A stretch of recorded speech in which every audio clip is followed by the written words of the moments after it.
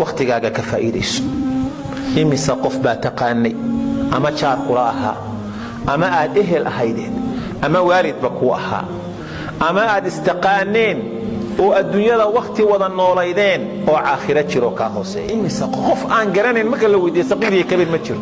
dadkaasi xaqay qabteen waqti bay adduunyada wax cuni jireen wax cabi jireen saynu maanta u joogeen u noolaayeen aynu arki jirnay isa salaami jirnay is arki jirnay jaar ahayn isniqiinay ama waalid ba inoo ahaayeen xaqay qabteen. maantay dhinteen baa inuu ku dambaysay aakhiray aadeen jirkoodii waa baaba'ay dirxi iyo aboor baa cunay finish oo dhamaatay ciidaasay ku jiraan. maanta adigu waad nooshahay weli wadkaama gelin waad nooshahay ka faa'iidayso waqtigaaga wa'mal saalihan. ilaahay wuxuu leeyahay wa'maluu saalihan waqul i'maluu fasayara Allahu 'amalakum.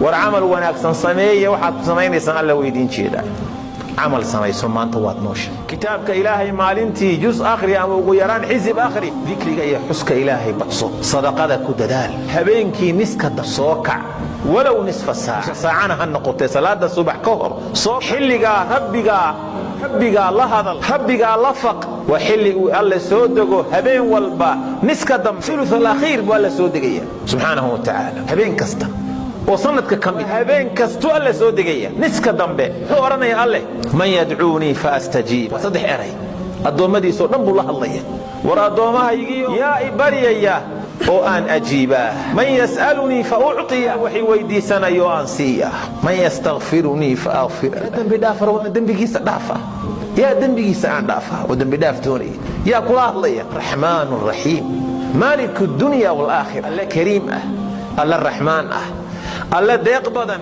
alla rahiim ah waa kula hadlaya waxay weydiisu kulay waa ku siinayaa soo ma jeedin xilliga ka faa'iidayso.